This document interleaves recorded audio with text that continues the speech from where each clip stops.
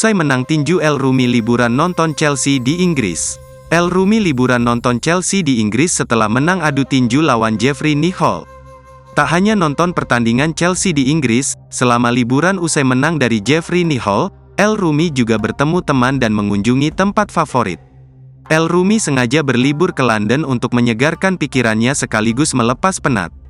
Sebab El Rumi sebelumnya fokus latihan tinju selama 4 bulan untuk fokus menghadapi Jeffrey Nichol. Belum lama ini musisi El Rumi terlihat baru pulang berlibur dari London, Inggris. London bukan kota yang asing untuk El Rumi.